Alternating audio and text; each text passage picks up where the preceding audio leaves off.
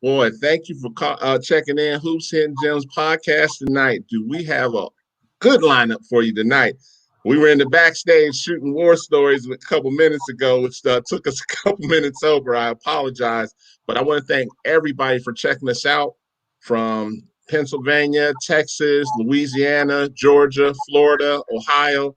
Thank you again. I mean, it's the 19th episode and we've been running, and the quality of every coach that's coming on brings something to the table. Um, Again, loaded show tonight. We have Coach Pruitt coming on from Prairie View A&M University right outside of Houston, Texas. How you doing today? I'm doing well, David. How are you doing today? I'm doing great. Once again, I want to thank you for coming on. You know, we've been trying to schedule each other for a while now to get around each other's schedule. We finally caught up with each other.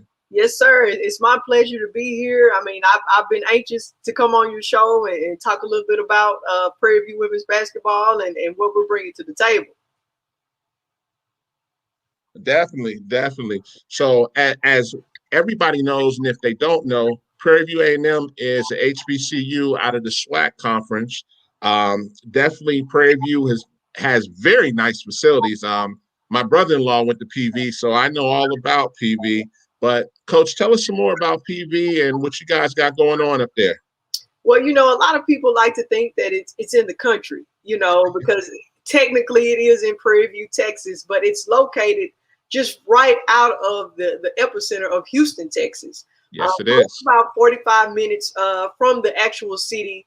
But if you really just want to go to the city, it's only about a 20-minute drive into Cypress off of 290. And I make that drive every day, and I'm happy to do it. I do it just, anxious to get to work with these young people. But Prairie View has one of the best facilities that I've seen in the Southwestern Athletic Conference. Outstanding locker rooms, outstanding gyms. I wish I could share my screen and just show you. They've done some awesome renovations. They have a brand new football facility and athletic building that they just built. And then they just recently this year renovated the Baby Dome. And when I tell you it's awesome, we have the Jumbotron, which we're one of the only teams in the SWAC to have the Jumbotron, where when the girls are playing, you can actually see the playback. It's just like going to Jerry's World, just a little bit smaller. And it's important to go. But I mean, it's awesome floor. We redid the young ladies' locker room. Well, everybody's locker room has been redone, as long with the men's basketball team. And it looks awesome. I mean, I can't wait. Hopefully one day you could come down to a game when you're not so busy doing your show. You come check us out. Definitely. My brother-in-law will definitely have me there because he's one of the big homecoming guys. So he's always there for that. Now tell me some more. Did you guys get to play this year?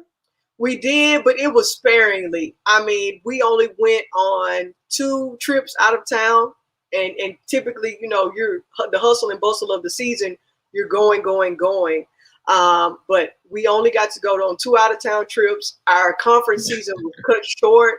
We had 4 shutdowns. I don't know about any other teams, but it was mentally, it was just draining. We had 4 shutdowns with, some of our kids coming in contact with other kids, other teams that we played, getting COVID. Some of our actual players got COVID, but thankfully everybody is healthy. Everybody remains safe. We didn't have any catastrophic injuries or catastrophic cases of COVID, but we got to play, but it wasn't very many games. I want to say we might have played 11 or 12 games compared to a 28, 29 game season. So it was definitely shrunk down a lot. Did the SWAC conference have a championship on the women's side? We did get to have a SWAC championship. Jackson State ended up winning it. Congratulations to Coach Tamika Reed and the Jackson State women's basketball team. But they weren't able to win it. And they actually played in the first round of the NCAA tournament representing our conference. So we were able to get through it. But, I mean, it was tough. There were a ton of cancellations and a ton of just being bored for me because I love to be in the gym. Got you. So now, since you just hit on that, how many do you have coming back next year? We actually have our core group coming back, but we did a heck of a job signing our 21 signing class. We did what everybody else did and got in that transfer portal. We got some great graduate transfers. Emily Rosario from Troy University. We got Curtis Clark from Alcorn State University. We signed Michaela Hutchinson from Trinity Valley, who just played for the national junior college national title, actually. She was one of their great players. And we've got some key freshmen. We actually got a young lady from Loganville, Georgia. Okay. Charles, she was the player of the year in that league and top. Yes. Are you familiar with her? I'm familiar with her. Yes, she can go. Record. Yes, she can really go, and she comes from a great family. Then we've got some homegrown talent from Texas, from Lancaster High School. So we're just really excited about our signing class, and we're excited about our returnees and just our foundational keys that we have coming back. Kennedy Paul, which was our leading scorer, is coming back along with Diana Rosenthal and Kennedy Hurd. So let me ask you, did any of your seniors take advantage of the extra year? Oh, you bet your bottom dollar. Well, actually, we didn't have any true seniors, due to the NCAA granting them that extra year. So we had all juniors. So we're one of the few teams in our conference that has everybody returning. So we were fortunate, to have that. We had some extra spots that we had to fill due to a number of young ladies opting out, due to, wanting to be with their family. Some people just families' lives changed due to COVID. And you have to respect that. And so we just had a lot of spots, well, actually 5 open spots that we had to fill due to COVID. And so it really helped us out, but because we got to return our team as well as have a great recruiting class coming in. Nice. Now, for the people that don't know about Prairie View, and let's just say we have some potential prospects looking at Prairie View right now on the show, what do they specialize in from a major standpoint? From an academic standpoint, they're one of the top engineering schools. If you're into engineering, which is a great program, especially in the state of Texas with the oil and gas being such a big business here. Engineering is a popular school here, but also, kinesiology, School of Education, because you have to have teachers. They're producing a number of great teachers. Anything pre-med is also great, and as well as architecture. We have some awesome buildings on campus. I don't know if you've been lately, but the educational buildings, they're awesome. It's like nothing you've ever seen before, and it's just really first class here. Okay, good. So you said you have all juniors, so I'm assuming that, like you said, they're going to take advantage of that extra year and be juniors again. So with that crop of talent you're coming in, you're probably going to be atop the preseason rankings for the SWAC, right? Well, knock on wood now. Knock on wood, David. That is our plan. That is our goal, and that's what we're striving for. But only the good Lord knows what's going to actually happen. But, on paper, it looks great. And I'm hoping that will come to fruition. But we're hoping and keeping our fingers crossed to be one of the top teams in the SWAC this upcoming season. Okay. So do you have, for potential prospects, do you have like a summer camp for prospects or anything? We're not going to have one this year, unfortunately. Our school was one of the ones that were stricter on COVID protocols. Also, we're part of the Texas A&M system as well. But coming up into next summer, which will actually be 2022, we will have a plethora of camps that we're going to be offering: individual camps, team camps, elite camps. And that will be up on our website soon, hopefully by September. So anybody that's looking to come to our camp, see our facilities, and interact with our coaching staff as well as our current players, we would love for you to sign up and join us on the Hill.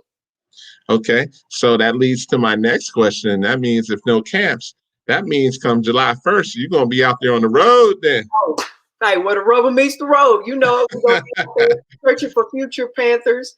And we've have everything circled of the events that we want to go to. So anybody that wants us to come watch them play, we will be happy to do that. Just reach out to any member of our coaching staff. If you just go to our PVAMU athletic website, or you can find us on Twitter at PVAMU Women's Basketball. We'd be happy to get back with you and correspond with you to watch you play, because that's the name of the game these days, is recruiting. We're always eager to find new talent. So, which leads to you're leading into all of my next questions. So Huff is. I told you Huff was going to be been lurking around. He been waiting for you to come on. He got a question for you. He says, Can you talk about how your success as a head coach at Wiley and Alcorn State helped you in your current situation at PV? Oh, definitely. So, working with Coach Pugh is, I mean, she's one of the great minds of the SWAC. She's one of few coaches that has won as many championships as she has. She sent players overseas numerous times. Actually, had a player drafted into the WNBA. Wow. And so, with my experience bringing it to the table, she really allowed me to be Coach P. She allowed me to coach and really respected my mind for the game. And so I just will say that, my previous experiences prepared me for this, prepared me to be with somebody who's like-minded, and also was able to coach with somebody who, I've looked up to and admired within our same conference. So, I think it was just for me being able to work with these young people and being able to bring what I knew as far as defensive things, because that's what I consider myself, as to be a defensive-minded coach. Okay. So this allowed me to bring that to the table with her because she's a great offensive-minded coach. Okay. Boy, and you just touched something there. With you being a defensive-minded coach, how important is it for a prospect to come into PV and know the shell drill? To me, that's like, knowing the 10 Commandments, knowing, those are just things to me that you learn as a baby, and so if you don't know it, I'm looking at you like, okay, well, where you come from? Who coached you? Because to me, that's just a foundation of basketball. Yes. That's the foundation of it. You've got to know how to play defense.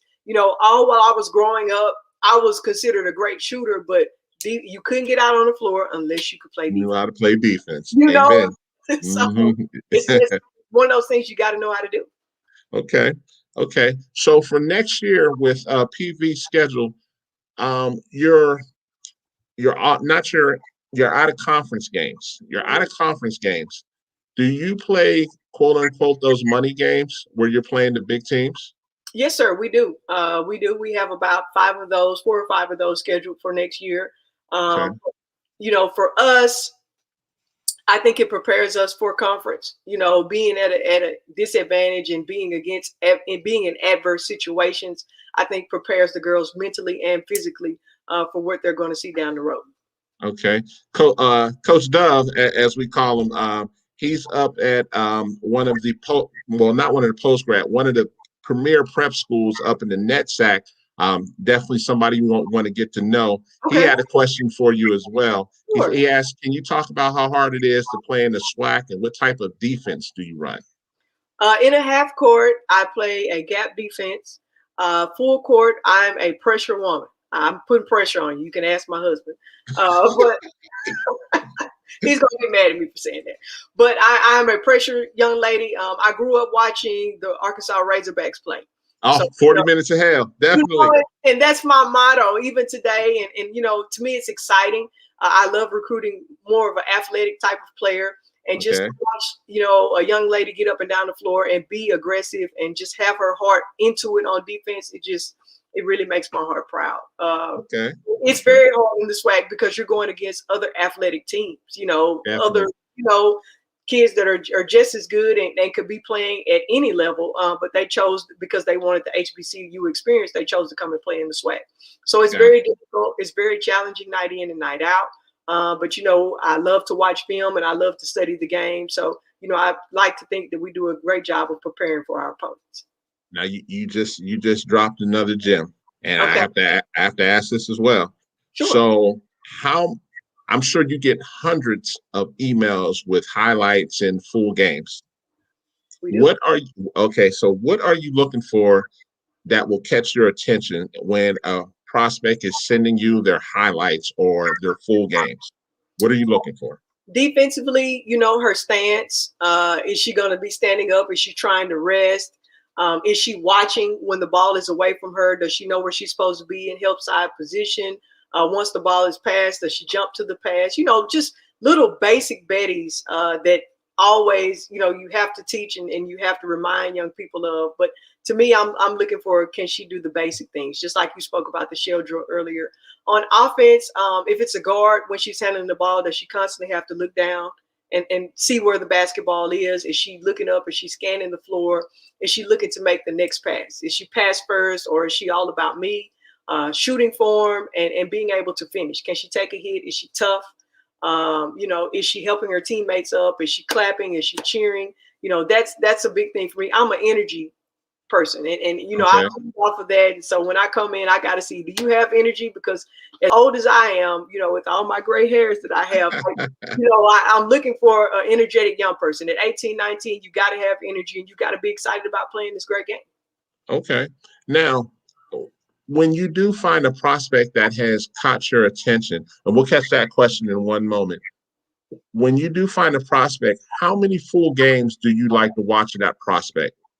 At least 3. Once we see highlights and we see, okay, yeah, she's got some to her. At least 3. Just because you don't want to see all the good stuff either. You want to see the bad stuff. How are you handling adversity? How are you handling it when somebody picks your pocket? How are you handling it when the coach takes you out? When they're getting on to you? How are you handling when your teammate drops a great pass that you made to her? So I want to see every facet of your game, and mentally and physically how you're handling it. And are you in shape? Are you a good teammate? All the little tidbits that coaches want to see, I'm looking for on game film. So is it those 3 game films that has you say, okay, now I'm ready to go see her live? Or is it you want to see her live first and then take a look at her stuff? I'm a game film first person, and then it's like, hey, okay, let's check it out. Along with talking on the phone, just interacting, getting to know her, because to me that's important. Building relationships with young people and getting them to understand who you are and that you really care about them as people, not as just players, is important as well. Okay. There's 2 more questions, but I'm gonna squeeze my last question in as well. Sure. When you're recruiting a player, how important is it when you see parents that are kind of overbearing? It can be, a turnoff, to be honest with you. Just because, you don't ever know how they would come as when it's time for a game and they sign to your university or specific school. You don't want anybody that's going to be yelling explicatives out at the game. You want a parent that's supportive and supporting what you're doing. I've always heard, me having my own kids, I'm always going to support, what that coach is doing. But not only that, I'm going to make sure and be teaching my child what they need to be doing. So when you have that, it's you kind of want to feed them with a long handled spoon, but you also want to let them know where you're coming from and being just transparent and helping them to understand, hey, in the recruiting process, this is what we're looking for. Because a lot of times parents don't know, and so sometimes they'll have that mama bear or papa bear instinct, and they don't actually mean any harm sometimes. So I think the best thing to do is communicate on both sides. Okay. Great answer there. Definitely great answer.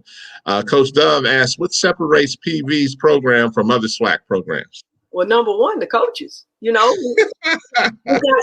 leading. We've got Coach Pruitt, Coach Godfrey, Coach Frank, and Coach Jackson. I think we have a great coaching staff, but not only that, I think we have a great administration, a great support staff. We're one of the few teams that stream every game. And it's like watching an ESPN game. I don't know if you've ever tuned in, but I'm going to start sending you the links from now on. Okay. But we have a great streaming service where it's televised. You have commentators. We have great facilities. And number one, the education. If you're going to get a great education, you should always come to Prairie View A&M, because you're not going to play basketball all your life. So you want to have something that you can go into the world and contribute to society. Now, coming back from that, so you're killing me today. So by saying that, if I'm a former player, and let's just say I want to go to grad school, can I come back and be a grad assistant at PV? You sure can. You sure can. Coach Pugh loves that. That's what she breathes, is her former players coming back and working for her and working with her, because who can tell it best but somebody that's been through the fire with her and done those things that she's asking them to do, as far as getting on the line, as far as going through the plays. So that's great. And it's great for, someone around their age, for them to be able to interact with and ask questions. So that's number one. Okay. Now, again, Huff won't let me let you off without talking about your shoe game. So my understanding is your shoe game is next level. It's A1. It's A1, David. It's A1. That is my, after my family and my children, shoes are my downfall. I'm not afraid to admit it. There's usually a package coming to the house, at least twice a week. So that's, That's what I love, you know, and I'm not afraid to admit it, but I am a shoe fanatic, whether it be Jordans or Yeezys or designer. What? Okay. Yes, Okay. It's like that. Hey, in July, catch me outside. Okay. Now, speaking of that, is PV, are they Nike, Adidas? What are they? We are Adidas, 3 stripes. Okay. You're the 3 stripes. You know, Okay. on time. You know, if you want to have a shoe game contest with me, you gonna come on, step outside. I don't want no smoke. I don't want no smoke. Hufton already told me I don't want no smoke. I want no smoke. If you got Amazon coming every week or East Bay coming, I got to back up. Hey, I'm one of the priority members. You know, I know when they're gonna come out. They tell me to sign up. Hey, we got this release coming. Oh yeah. I'm getting the tweets, everything. So, hey, I backs up. I backs up right now. I can't touch that. Look, and Huff he's verifying right now. She's not lying either. If that's the case, listen. But I just definitely I don't want no problems with that. But listen, no, in all seriousness, I will be up there to PV because I go visit my sisters and my brother-in-law on a regular basis up there. And yeah, you know, next year, time, please hit me up. We gotta hang out. I gotta get you to our coaching staff, and we definitely got to get you to a game. Oh, definitely. That goes without question. Without question. And you know, like I said, you know, my brother-in-law been hollering about your new arena, and I was like, okay, I'm gonna have to come see what he's talking about. First class. It's first class. You got to come check it out. Okay, definitely. Well, Coach, like I said, Coach Pruitt, I definitely appreciate you. You know, you definitely one of those jewels to come on here and drop knowledge. And like I said before in backstage, I've been an advocate for women's basketball since I've been in middle school anyways. And, you know, just talking to you, I challenge anybody, whether it be male or female, you're just as knowledgeable as they are, if not more. And, you know, I just wanted to keep putting this out here and sending that message for, you know, to advocate for women's basketball. Like, listen, these women can play, and it's a great game too. And like I said, I'll keep riding for you, and you know, I'll be up there to check you out. Definitely. Okay. Well, it's my pleasure on being the show. Thank you for having me. And all we want to do is grow the game. That's what we're definitely. Thank you for coming on. You take care, and we will definitely be in touch. Okay. We'll do. All right. Take care. Bye-bye. All right. As Coach Pruitt, as you can see, well, first of all, let me say this before I bring on the next two that are dear to my heart. As you all can see, I bring on a women's coach almost every time, and it disproves any rumors that women are not as passionate about the game as any guy. Because if you believe that, that's complete nonsense. I can talk to the women just like I talk to the guys, because I mean, sometimes they're dropping stuff, and I'm like, oh shoot, let me write that down, because I mean, they're just as passionate and just as knowledgeable about the game as well. My next two guests, well, actually my next three guests, excuse me. I'm just going to go ahead and say this before I bring both of them on. Listen here, Pittsburgh, we in the house.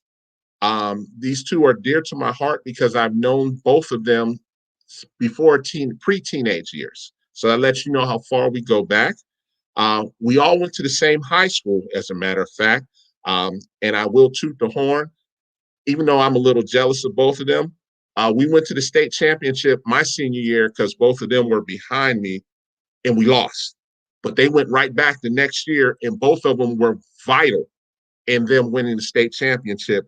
And the state championship, or the state semifinals, Eddie Benton was pivotal. And people still remember this game it's almost, 30 years later, against Dante Calabria. For a lot of you that don't know, he went to North Carolina.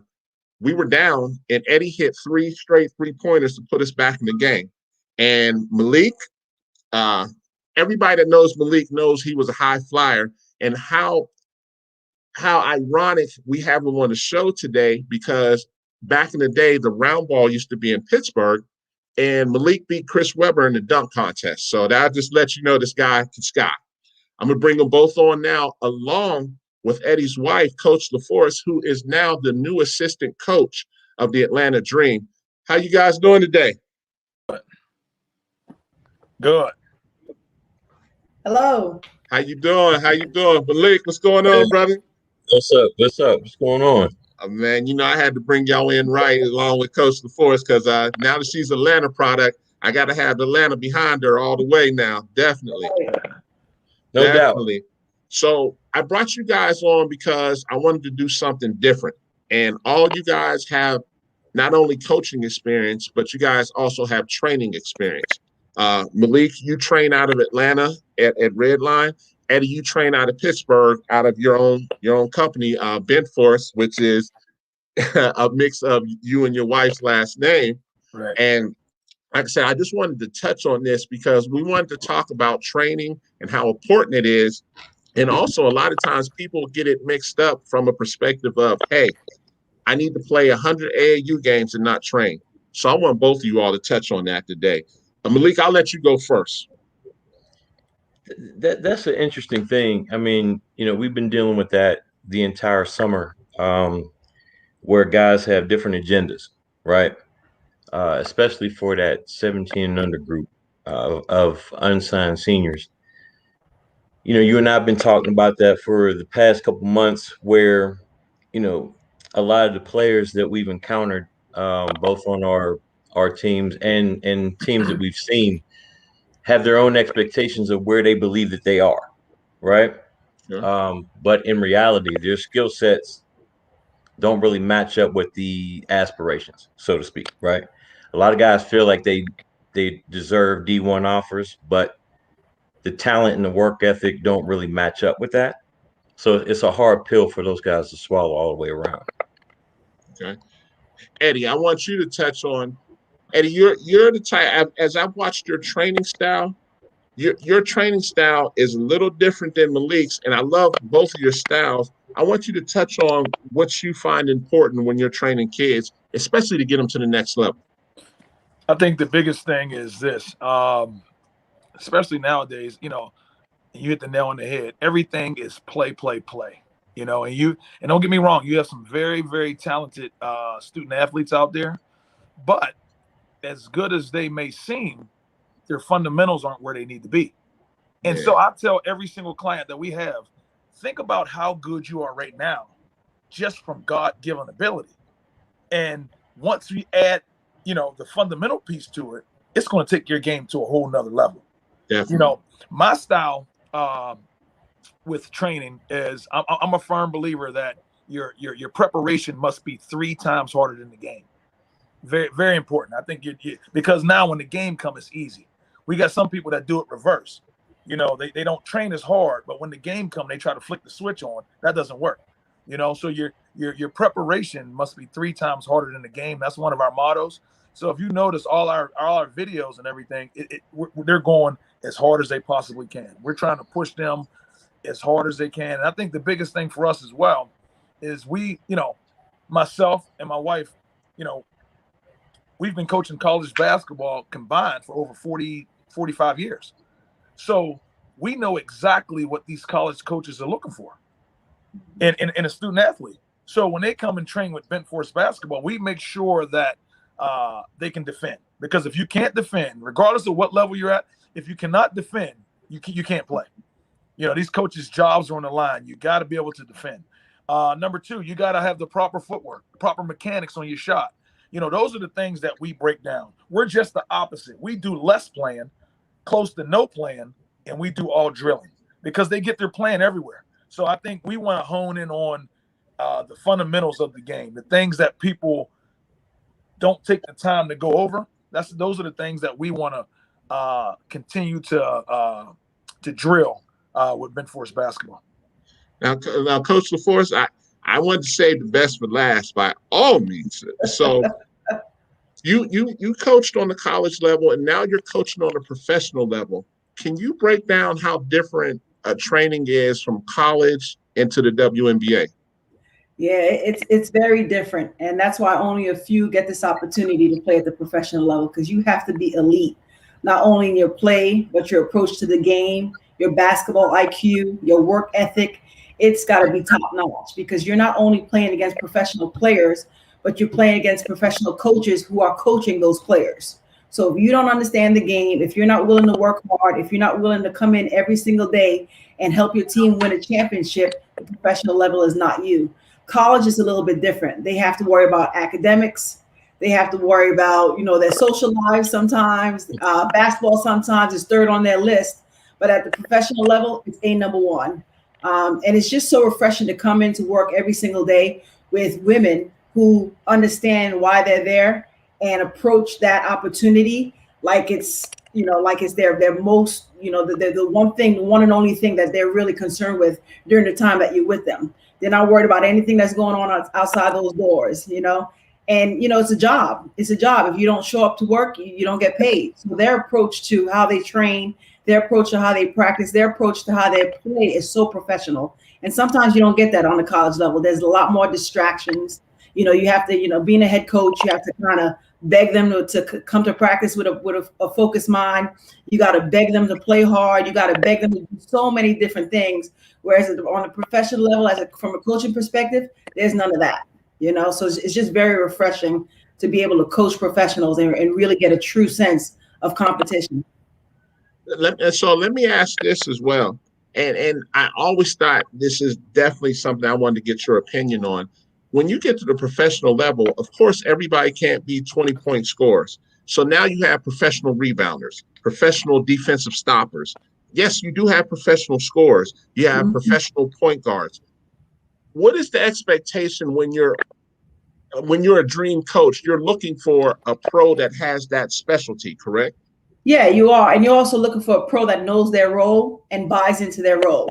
Exactly. You're a professional rebounder, but when you want to be a 3-point shooter, you're not helping the team. You really got to embrace your role and value your role in the overall success of the team. And that's what you have at this level. You have young women who know their strength and their weaknesses. They work on their weaknesses every single day to get better, but they value their strengths. They value their opportunity, whether I'm a 3-point shooter and every time I catch the ball, that's going to be my goal to help this team win the championship. If I'm a rebounder, then I got to work hard on the boards, both offensively and defensively, to help my team win the championship.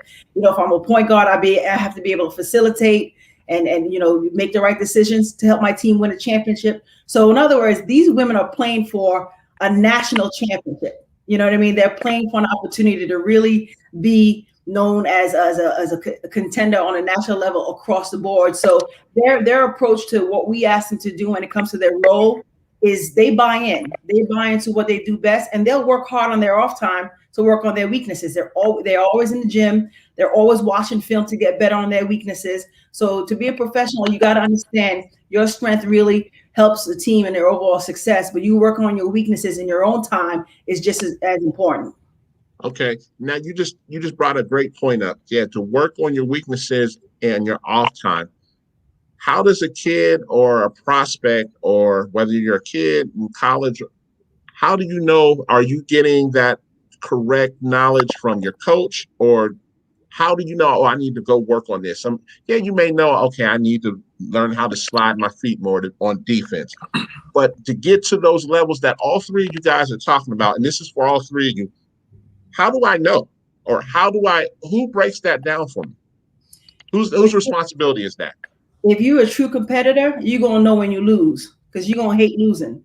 You know what I mean? You're going to hate it so much that you're going to work on your weaknesses to be successful. And that's the barometer. I'm such a competitor in every aspect of my life. I hate losing, so if there's anything that's just not going my way, I'm going to make sure I do what I can behind the scenes to make it a strength rather than a weakness. And I think that's what we need, especially at the college level and the professional level. You need competitors. You need people who are going to do whatever it takes to win and not settle for losing or not settle for just their weaknesses. So, I think that competitive spirit really separates the ones who are really going to make it both at the collegiate level and the professional level. So, okay. Now, by saying that, so you're basically telling me that means I need to be in the film room watching my weaknesses and strengths on a regular basis, especially on losses. Wins are so-so, but wins is where you really need to watch the tape, correct? Yeah, well, you learn a lot more from your loss than you do a win. Correct. You know what I mean? When you lose, that's when you want to go back and watch the film, see exactly what you didn't do well. And you got to realize it's in your control. What you didn't do is up to you to fix it and get better. It's in your control. There's nothing that the other team did, the opponents did to make you lose that game. Maybe we didn't box out as much as we could have. Maybe we turned the ball over too much. There's always something you can control in a loss. And once you understand it's in your, you have the ability to change your behavior on the court to get those wins, you're going to really buy into really understanding and learning from your losses just as much as you do from your wins. Okay, so I'm gonna place you right there for a quick second because I want to step back down to Eddie and Malik because you brought a great point up. So for you two, since you guys handle middle school and high school, what is it that's your job to say, hey, I've noticed watching this. This is what we need to work on in the next training session.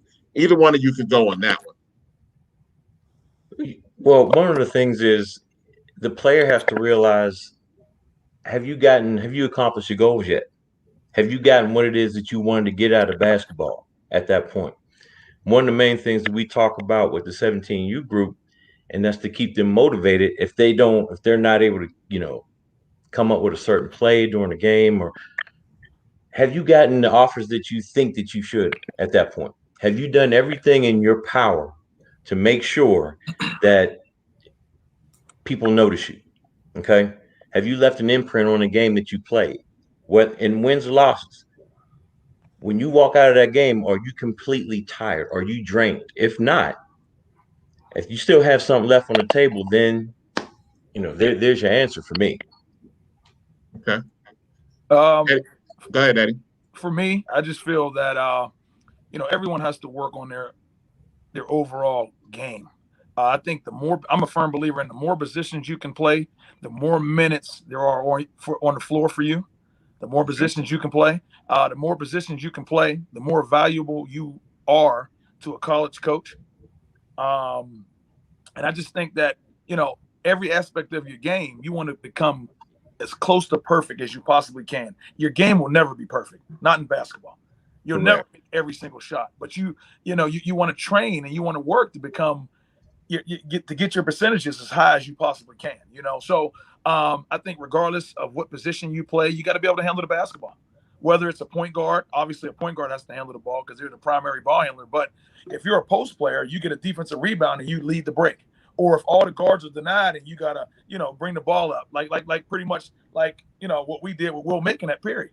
A lot of teams denied us, but Will had the ability to, to start the break or bring the ball up the floor. I think, just working on your overall game is extremely, extremely important. I know with our clients, once they come in for the first couple times, we see the things that they're very good at.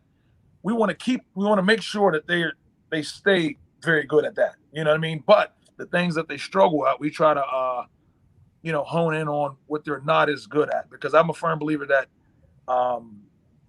preparation, big time preparation equals confidence. And now the more you prepare and the more you rep what you can't do as well, you get more confident in that aspect of your game. And I think that's very important. And I just want to add too, along with that, sometimes you have to teach them at a young age that talent is never enough. You have to learn the intangibles of the game. You got to learn to communicate with your teammates. You have to learn to make hustle plays.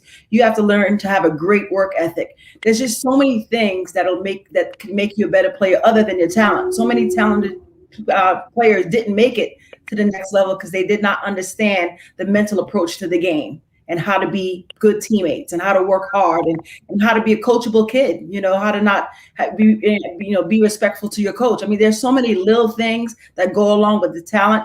And that's why I think, our program is so good, because we teach them how to compete at that level with those intangibles. You keep them to have that intensity of a college practice with those intangibles: work ethic, communication, diving on the floor for loose balls, cheering your teammates on, just the little things that make you an elite player. It doesn't always have to do with talent. So, and that's a great point, which leads to the question. You almost walked me into the next question. For the three of you all, and I want all three perspectives on this. You can't really teach IQ. So what can you do to improve IQ? I'll go first on that.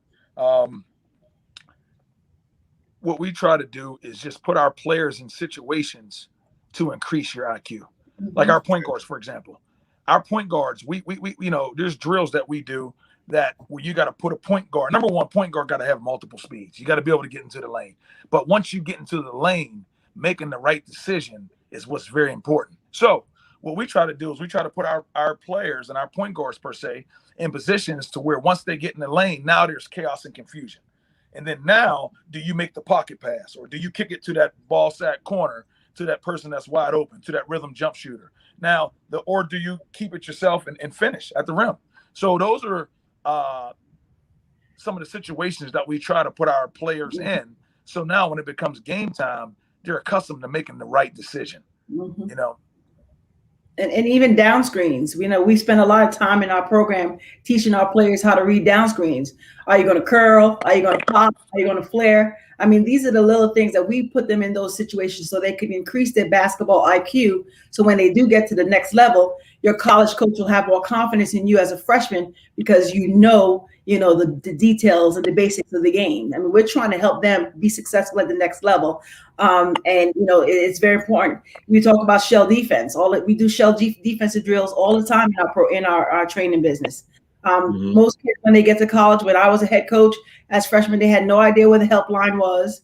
They had no idea what the gap was. They had no idea, one pass away, what my responsibilities are. So as former college coaches, we're teaching them those skills to help them increase their basketball IQ and not only worry about just rebounding for them as trainers, but actually teaching them the game of basketball so they could be successful at the next level. So within our program, we constantly try to increase the basketball IQ by putting them in situations where they have to make reads and understand the game. It's not all about improving their talent, but understanding the game, timing, spacing, awareness. There's just so many things. You can't wait till your freshman year to learn all that. Your coach wants to win and you want to play. A lot of kids are transferring. The transfer portal is out of control because kids aren't patient with their development and their knowledge of the game. It's because people at the high school level are teaching them the game of basketball. So they get into college as a freshman, they're frustrated. They want to play, but they don't know how to play.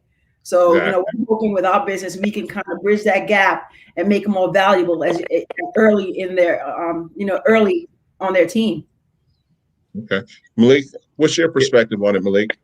The one thing about that strikes me is, Eddie, you were very, very key for me when I first got to Perry because I saw your work ethic, right? So with that said, one of the biggest things for me is when you talk about skill development, right? You want to basically make sure that student athlete, female or male, gets their individual skill to the point where the person is guarding them doesn't really matter. Okay, you be able to get by them and make reads on a one-on-one basis. But where the IQ comes in for me is that understanding the other four and the spacing behind it. So you'll be able to get by that first person. But what happens after that point? If the defense comes up, right, that if they step up, you have to be able to make that read, bounce pass, flare, right? Hitting your jump shooter in the corner. But that comes with reps as well, though, right? And I've seen you guys' videos, and I think that you do a very, very good job with that, just with the pure intensity of your practices. Because if you don't play a lot, right? So if your workouts are intense, then a lot of that is made up for it. You guys do a very, very good job with that. Kudos to you. Thank you. I think one thing too that's important is, and Daniel, you hit the nail on the head. Once you go to college, if you don't know that stuff, your fellow freshman has been taught that. So now he's going to get the nod, or she's going to get the nod. So exactly. I just feel that everything, and I tell our clients all the time, I want to give you the cheat sheet to the test. Pretty much we've been there, done that, and I know exactly what you must be able to do well to step on the floor early in your career. So I'm gonna give them every ounce of knowledge that I have about this game of basketball, And believe me, I'm not John Wooden. I don't have all the answers, but I know a lot more than them. Exactly. So I just tell them that, the things that we preach is being coachable. Being coachable. Your work ethic must be relentless. You got to be relentless with your preparation and your work ethic. And like I said earlier on the show, and your preparation got to be 3 times harder than the game. So when you get to the game, you say to yourself, man, this is easy. Our workouts is way harder than this. And now your performance is great. We got a question that one of the listeners wanted to put out there, and this is to all three of you guys. How do you all deal with unrealistic parents? That's interesting. Going through that right now as we speak, right? So, for me, to be honest with you, it's about the kid and getting the parent to actually understand. While we play these games, if we're talking about measuring their expectations of where they want to go collegiately versus what they're doing on the floor, what they did in their high school career versus where they're at now as an unsigned senior, the output that they're, accomplishing during the games. If you're saying that you want to be a, Division I athlete, whether it's mid-major, high major, and you're averaging 8 points a game, you're not dominating. So how are you going to set yourself apart from anyone else that is actually taking advantage of those things? So my response would be, just let's have a real conversation about it. And it has to be the conversation. I'm not saying come down with the hammer of Thor on the kid so that you alienate the parent. The parent goes back and has a conversation. Okay, well, we need to find somewhere else for you to go because clearly they're not in your corner. It's about being realistic. Some people will buy into that and most won't. But that's okay. And so this is for you three as well. At some point, you can't just cater to that person to say, okay, well, we want you to keep coming to our training, right? You have to say, listen, this is where you're at. Eddie, we talked about that this morning. Yeah. When I said, listen, and I'll speak from my perspective, man, for my son, I'd be totally fine with him going D3, totally fine with it and have no problem with it. But, there's some people that would be like, oh, no, if he's not D2 or D1, nah, it's not about that. You said it this morning, and it stuck in my mind. You want to go somewhere, and this was your words. You want to go somewhere where you can end up having a Hall of Fame career. Man, I thought about that all day. Let me tell you this, man. I can speak. I can speak for me. Being recruited out of high school. Obviously, we had a really good team. We had a team loaded with players that could really play. So a lot of schools was recruiting us. So when it came down to me, I had 5 to 6 schools that I was really interested in. But what made me go to the University of Vermont was I wanted to go in number one and play right away. Right away. That was me. I wanted to go somewhere where I had a chance to, again, like I said this morning, to have possibly a Hall of Fame career. And I wanted to go somewhere where obviously the academics were good. And I made the right choice. I made some of those other schools, maybe the head coach didn't give me the freedom and believe in me like Tom Brennan did at Vermont. And then what he did, he gave me, now my confidence was at an all-time high, so that's important, regardless of where, and it's funny because our business too, we have a consulting. My wife does the consulting for our business too.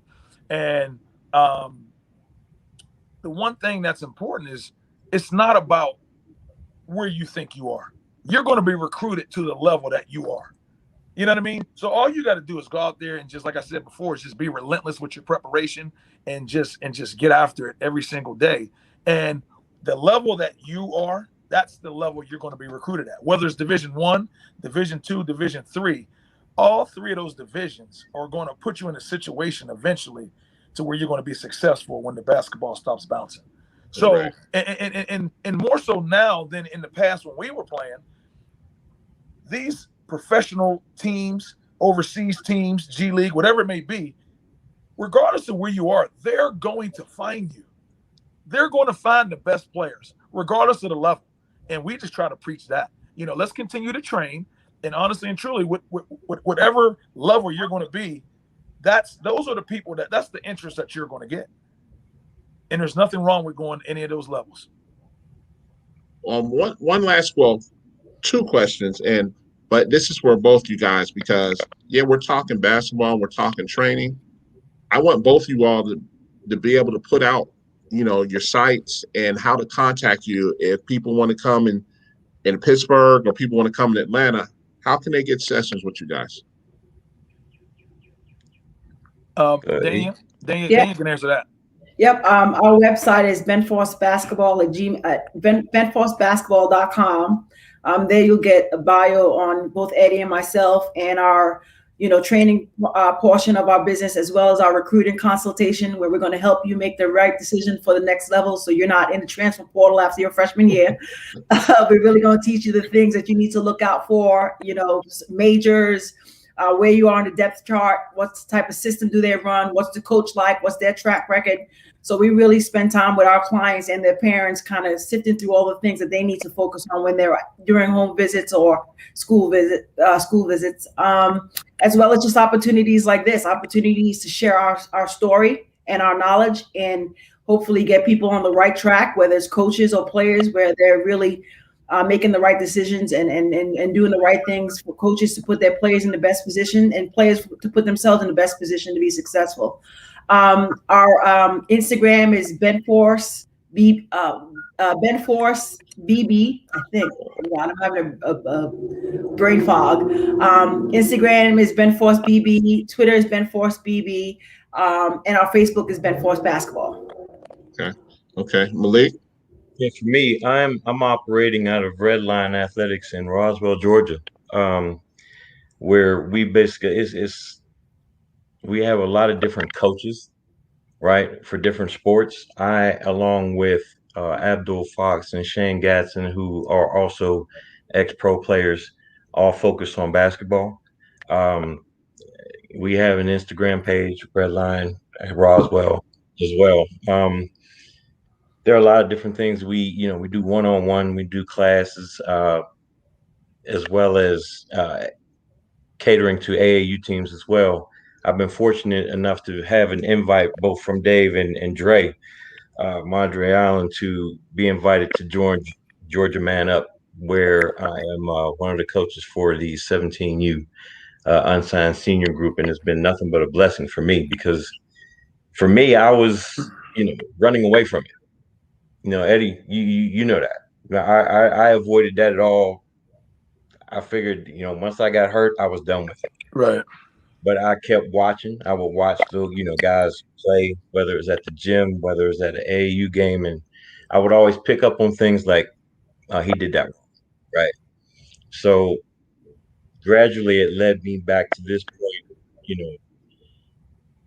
rejoining Dave, joining up with Dre, and then providing me with this opportunity and having access to the platform and being able to help kids, go a lot further than I did. So that's my main focus for rejoining, the world of basketball.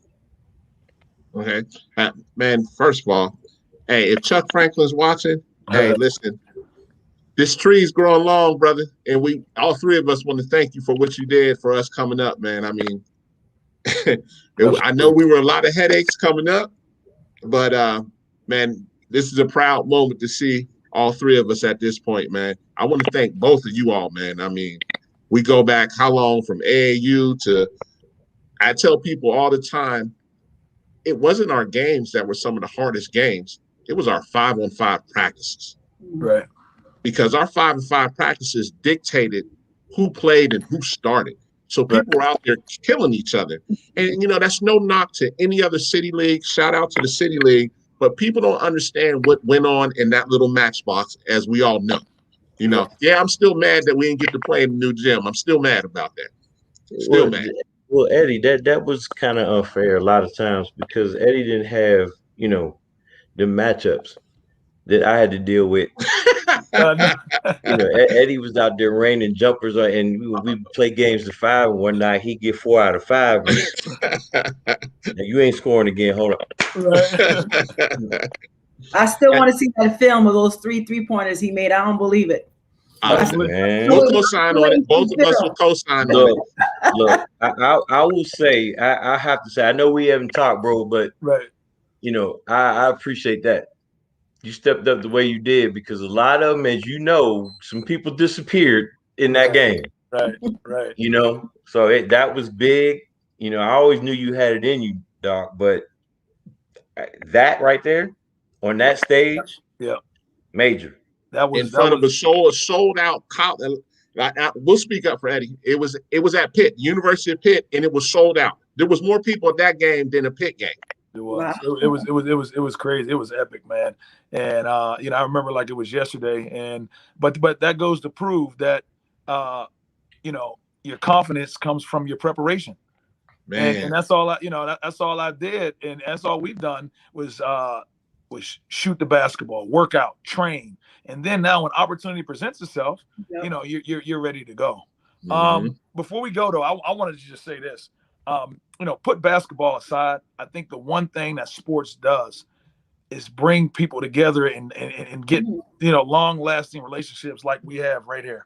You know, it's so funny. I just remember, you know, Malik and his family, you know, on the corner of Wilson, you know, up there and just you know, going all around the city of Pittsburgh playing basketball and Dave, same thing. And at Perry High School, it's just, I try to tell a lot of our clients that there's so many things in life that's way more important than basketball, you know, and you got to keep everything in perspective. You know, obviously you want to be as good as you can at the game of basketball, but you got to be a better person first, you know, and just, you know, just the friendships that I've gained and still have to this day is the reason why we do this. And I just wanted to add that before we get out of here. No question. And I just want to touch on that. And you all remember this. One of the most powerful things Frank ever said to us is he wanted us to win at the game of life. Yeah. He wanted us to win at the game of life. You know, at that time, we focused on trying to win. Like, man, go on with that. We're trying to win. Right. But some years later, as we got older and we think about it, man, I mean, that was huge. That was huge. And we got one question and somebody trying to be funny, but yes, Shenley was good when we were coming through. They were good. And Shenley's always been a powerhouse, and they've been a powerhouse since our fathers and our mothers and our grandmothers were coming through. Unfortunately, it's closed now. But yes, people will tell you when Perry Shenley played, it was sold out, just like any other game. I'm gonna tell you this. The one thing about Shenley, and I'm sure Malik will agree, Dave will agree as well. The one thing about Shenley brought out the best in us. Yes, because the one thing about it is, obviously, if you're a good player, you want to play against the best. And Shenley has some really good players. And I know me, I can just speak for my, you know, for me, you know, I always looked up to playing against Samba Johnson all the time. So because I knew I had to bring my A game when I played against Samba, you know. So playing against Shenley, it was awesome. It brought out the best in us, and we had some battles, man. Yeah, I have to second that. One of the biggest things about that whole game, I only spent 1 year, period, as you all know, but I got broken really early. So it was, you know, either get on board or get left behind type deal.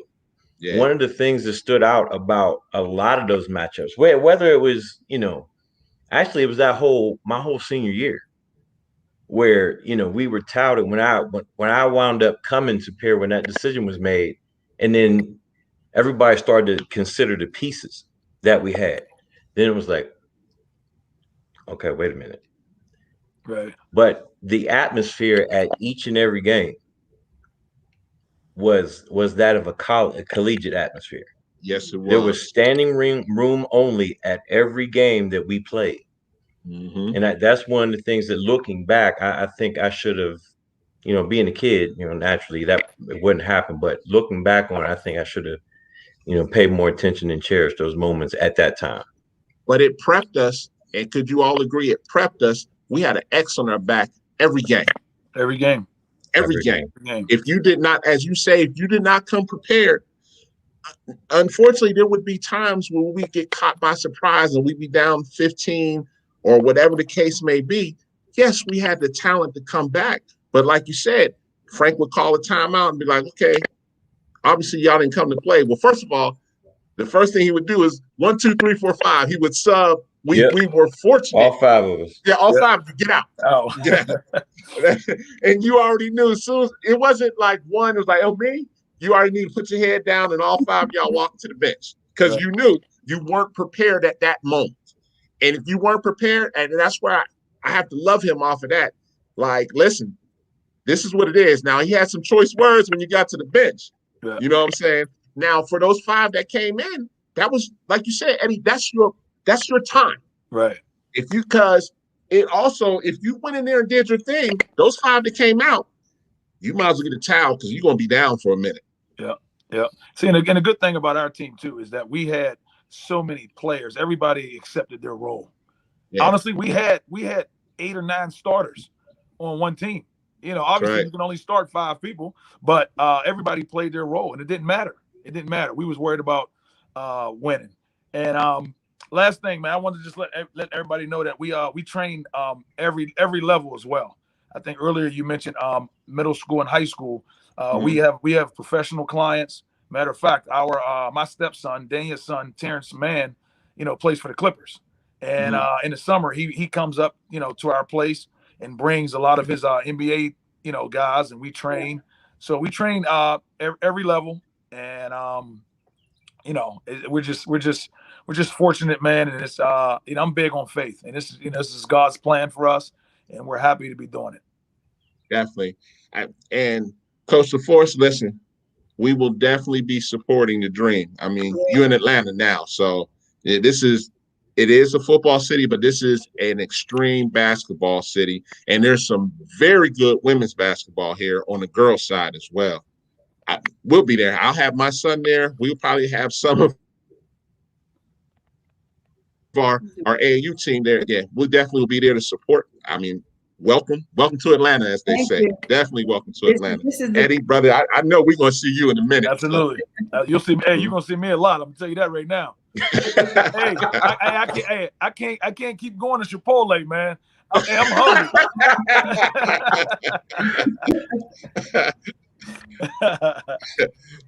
But that definitely, Coach LaForce, they're definitely welcome. I mean, I know the season's just getting underway. We will definitely be down there to check you out. Definitely. Yeah, these women deserve all the support they can get. You know, not only are they great athletes, but they're great mothers. They have social justice awareness. You know, they're just trying to do everything right. And all they want is fans in the stands to support them and help them win the championship. So anything you can do for the W, now's the time. Now's the time to really get behind a phenomenal organization and women who not only are phenomenal players, but, you know, they love the game, and they just love representing their city, you know, so now's the time. Definitely. We will be there. Definitely. Right. Hey, Malik, Eddie, you know, definitely. Both of y'all, man, I appreciate y'all, man. This is big, man. You know, Coach LaForce, you know, when you came in as an added addition, look, I couldn't even think straight after Eddie was like, hey, can I bring a wife? Man, are you kidding me? Right. We're a package deal. Listen, and I wholeheartedly accept it. Look, I was looking at him crazy, like, man, please. I was like, tell her here's the link. Right. Yeah. So, but I appreciate y'all. Malik, brother, I'll see you on Friday. I'm actually in Lexington right now. My job has me up at the University of Kentucky right now, working at the hospital. So I come home on the weekends. But brother, you know, I see you on Friday. We got business to handle on Friday and this weekend, as usual. Yes, sir. Eddie, whenever you come down, bro, come check us out, man. You know, man, AAU is crazy in Atlanta. It's way different than what we're used to, bro. Right. Way different. Right. Way different. No, absolutely, man. I appreciate you having us on, and thank you for thinking of us. Man, anytime. I mean, all you guys, man, much love, man. And this won't be the last time you all will be on. Trust me, that definitely won't be the last time. But, man, thank you all again. Man, we definitely going to be in touch, man. Can't wait to see, man. I haven't seen you since my mom passed. I know. That's crazy. Man, yeah, that's the last time I saw you. So, man, yeah, that's been 6 years. And when I caught up with Malik, I hadn't seen Malik since, how about this? I hadn't seen Malik since we played in the championship, Eddie, in the summer league for college. Right. Remember me and you were on the team and Malik was on the other team. Absolutely. I remember that. Yeah, so, you know, that was 97, 96, 97, something like that. Around there, yep. Yeah, because after that, I came straight to Atlanta. After we lost the championship, my bags were packed. Yep. You didn't have to say that part. My bags were packed. I was gone. But, hey, yeah, man, I mean, you guys. Hey, yeah. When you come down, make sure, man, you know, you reach out and Coach LaForce if you need anything. Okay. I know you looks like you down there in the hotel somewhere, so you need a home cooked meal. You let us know. All right. I'll definitely come get you and we'll take good care of you. I just had to go searching for a Jamaican restaurant today. I got you. Oh, we got Don't you. worry about that. I got you. That's done. All right. That is done. All right. Sounds good. Tell Eddie, don't worry about that. Tell him to get him pierogi up in Pittsburgh. He'll be all right. He'll be all right. He likes Fioris. Get Fioris. He said a pierogi. Yeah, tell him to get a pierogi. He'll be all right. Hey, just say, well, what is that? I can't remember the sandwich joint down in the Strip. Permane Brothers. Permane. That's it. Stay away from that. I know. But definitely, man, all three of you, I appreciate you so much. This was big, not for me, but man, as you all know, man, this is big for Pittsburgh, man. I mean, you know how much we scream about we more than just a football city, man. That's plain and simple, man. And man, this. I hope everybody's watching so they can see what this is. Man, we're gonna keep working. We're gonna definitely rep Pittsburgh no matter what. And we're gonna rep in Atlanta now, because bro, I know you're gonna be on the plane. Catch some specials, guy. I'm telling you, catch some specials. Because them flights get a little high. Trust me. All right. Okay. But man, I appreciate y'all, man. And like I said, we won't have to do this again, man. I appreciate y'all, man. Definitely. Take it easy. All right, man. Definitely, man. All right. All right. Right. Y'all be good. Man, definitely. They take me back down memory lane, so we went a little long on that one. Our next guest, man, Louisiana's in the building. But Malik and Eddie already knew of Randy Livingston. I knew of him as well. They knew of him from different avenues. Eddie played against him. Malik played against him. My roommate went to LSU when he transferred from Toledo. We're going to go ahead and bring him on right now. Former pro player, is also coaching at Newman High in Louisiana, and runs one of the EYBL programs down in New Orleans as well. Coach, how you doing, man? I'm doing well, man. Thanks for having me on, man. Oh, man, anytime. You already come up to Atlanta to play in, the AAU, because you know what it is here in Atlanta. So, next time you come, man, we definitely going to have to link up, man. Definitely. No, I definitely. We gonna definitely be there. The New Orleans Atlanta connection. Oh, definitely. Versus the Falcons, whether it's basketball, we always in the ATL, man. With us being from Pittsburgh, I had to learn about the whole New Orleans, the Falcons Saints little matchup, because at first I didn't pay it no attention, but once you get to live here, you see how serious that Saints Falcons little matchup is down here, man. They take that serious. So the Falcons fans will go down to New Orleans for that game. The New Orleans fans come up to Atlanta for that game. I was like, man, y'all taking this serious. Yeah, it's crazy. It's a way different vibe there. But no, it's good. We definitely gonna link up. Definitely, man. So man, I've been fortunate enough to spend some time in Lake Charles, and the first thing I didn't know, I knew New Orleans had some ballers. I didn't know the whole state had some good players, man, from Baton Rouge to Lafayette to New Orleans to Lake Charles. And I was like, oh, wait a minute, what's going on here? And, it's been a learning experience. And I've been sucking it up, man. Like, hey, now when I was like, hey, man, listen, Louisiana got some ballers, man. And I knew it when you guys came up here, when I named the teams outside of yours that come up here and play, I was like, man, these guys are pretty good. And, sometimes you guys don't get the publicity that you all are. They're like, yeah, LSU, Louisiana, like the D1s in Louisiana know about you guys, but we don't, a lot of times don't see the guys outside of Louisiana go to maybe a Georgia or Georgia Tech or Alabama or something like that. You guys like to stay homegrown a lot. So it's kind of like that best kept secret, man. Tell us more about that, man. Yeah, man. You miss one city, Shreveport. I mean, that's ballers from come up there. Yeah. The state has always produced. The biggest problem in New Orleans, and it's one that, I think is doable, is just Louisiana's a football state. Let's be honest with it. LSU, the Saints, it comes first, and then basketball, fits in after that. But then, I'm living the proof of it. It'll take somebody like myself to come around. Some guys you talk about the Big East. Dave Johnson went to Syracuse. Yeah. We got guys all over. We had the big exodus in New Orleans where the late Coach John Thompson, bless his soul, he got a lot of players from New Orleans to come to Georgetown. And so the guys just are splattered all over the place. Greg Monroe went to Georgetown. Even in the national championship game this year, you had the MVP of the Final Four that also came, from Louisiana. He went to Riverside High School. So, there's players all over the state. But like I said, my goal was when I was in high school around 89, 90, we came up to the Boston Shootout, which Malik talked about, was to try to put the state on the map. And it's going to take a great player, that decides that that's what it's going to do. But the game has changed. Guys, you got prep school now. You got guys playing for different cities, different states, different, you got regional stuff. And so, but at the end of the day, I think we take a good pride. And what we do with our AAU organization, basically on the Live On Floor, the leaf of the Nike EYBL, is we pride ourselves on being tough. So like, no matter whether we have the most talent, whether we have big guys, small guys, it doesn't really matter. When you play our team, you're going to leave scarred up. And we're just going to play hard.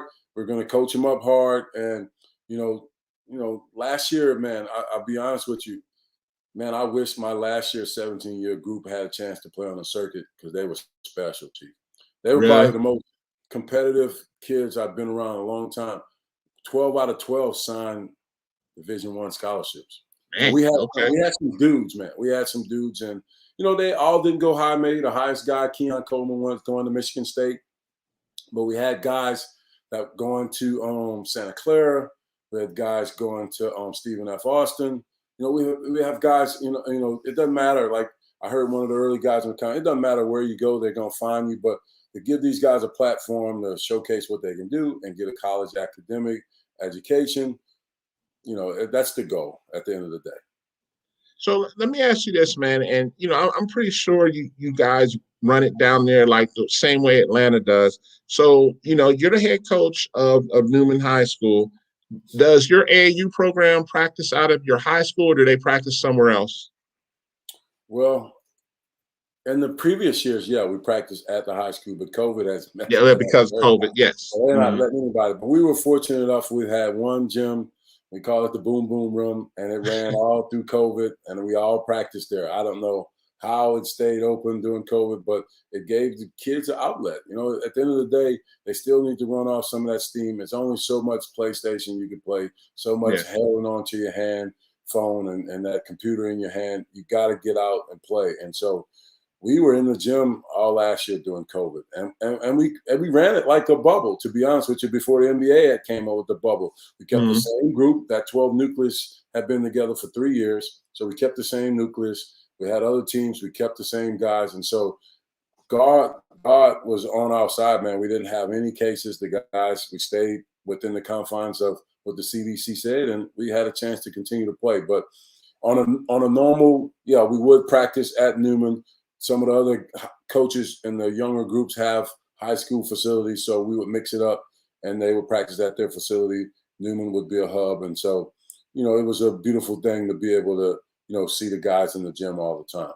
Yeah, gotcha. And it pretty much sounds like you run it like a good majority of the Atlanta programs, which is another reason probably why you're so successful as well. So I'd have to assume your AAU program, what age group does it start at? Well, the first 2 years we only did U15, U16, U17. And then basically Nike does this SWOT analysis and basically say, y'all got to get y'all middle school up to par. Yeah. And so we have about 10 teams now. So we have probably a 5th grade team, 2 6th grade. No, I'll take that back. 2 6th grade teams, 2 7th grade teams, and 1 8th grade team. And then the older groups, we have 2 15, 2 16s, and 1 17U. Gotcha. And so, it's grown. It takes a lot of time. People don't understand how much energy and time it takes. I'm fortunate enough to have a great family that understands that, my love for basketball is high, and, I still take care of business at home. There's a delicate balance that you have to, mix, and people don't understand that. But at the end of the day, it takes a lot of, time and resources and building in the summer. Like, I'll give you an example. The day after we lost a brutal championship game to one of my kids that played on that 7U team that's going to Santa Clara. We lost by 2 points. The next day we had AAU tryouts. So there was no time to rest for the weary. We just had to keep going, and we've been going since. And we'll finally catch a break after this week in Dallas. High school summer league starts, so we won't be doing much AAU for the month of June. But at the end of the day, it's a grind, man, like no other. And it's worth it because the kids get an opportunity, like I said, to get a college scholarship and to be able to further and get exposure in their life that they normally wouldn't get. So for me, that's part of giving back. People did it for me when I was coming up, and it just makes me feel good that we're able to do that with our program. Now understand this. A lot of our viewers from the Atlanta community are very knowledgeable and educated. They're talking about this Javon Ruffin kid that you had on your team. Tell me some more about him. Yeah, Javon was a great player. His daddy is Michael Ruffin. Played in the NBA also. He was coaching for the Pelicans for a while. He was a special player. He was on that 17U team. He knows how to play. He can shoot. He's had a couple knee injuries, but I think he'll be fine. But Colorado was the perfect fit for him and his style of play because he can play on the ball, off the ball. He has size. His basketball IQ is off the chart.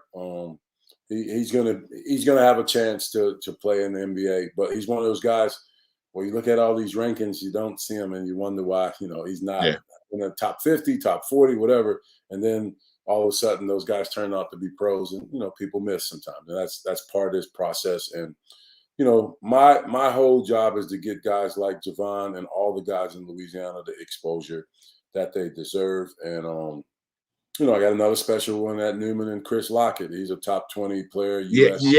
That's 2023, right?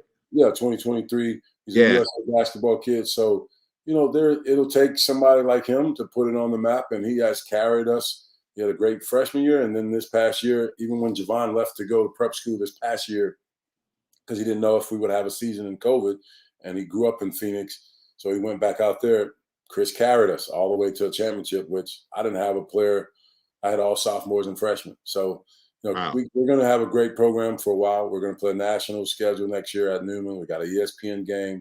We're going to go to the City of Palms tournament because I had a 6'8" and a 6'7" freshman. I have some good players. I've been fortunate, and my job is to just get them better. I treat them like pros, man. I coach hard, but I also know how to put my arm around the kids. But at the end of the day, I'm trying to get them ready for life and what they're going to see on the basketball world and off the court. And it's important, man. These kids, social media has changed the game, man. We know that. It's a game changer. But, at the end of the day, the game is still the same. The game of life is still the same. Yes, sir. So, we gotta prepare them more than just for basketball. So, yeah. Quick side note, man. We're going to have to get that Newman team up here to Atlanta in December before y'all go to City of Palms, man. We definitely going to have to get you up here. If y'all got some time, man, we're going to have to get you up here to something like either On the Radar, Tip-Off, or Lemon Street, or Tournament of Champions, something like that, man. Definitely. Do y'all have something for Martin Luther King? Because that's probably the next opening. Because we're going to Les Schwab's, too, at the end of the year. So we got a lot on the plate. If you got some, if you're open to Martin Luther King, we'll talk some more off camera on that one. But I'd love to get you guys up here, man. That Chris next year, like because all my guys, Chris going to be junior, so the senior to come. It don't matter. I don't mind. Listen, but the way Chris is blowing up, man, you talk about a national schedule now, man. Y'all been playing 3 ESPN games that year, bro. I'm telling you, because he can go. Yeah, plus I have a Manning too. I have Arch Manning. He plays football. Oh yeah, the quarterback. For me too. So we have some. It's weird, man, how life comes full circle. Me being coaching back there, but when I was in school, Peyton was on the team, and then Eli was younger, and Arch's dad Cooper was on the team and won 2 state championships. So it's a weird thing, and now we got a top basketball player, and then arguably the top quarterback in the 23 class. So you're right. An interesting time, man. So let me ask you this, man. So I want to talk about your journey. And when we talk about your journey, of course, with all of us being on, the circuit back then, what was not the circuit, which was AAU before grassroots really took over, man. Mm-hmm. Tell me about your journey and how you really got there and, of course you went to LSU and then you made it to the pros. How did you really get there, man? What was it? Because, I didn't really know too much about, New Orleans had some players. It was like Pittsburgh. I didn't know much about New Orleans until you came through, and I was like, okay, this guy can play. How much time you got? You got an hour now. You got a lot now.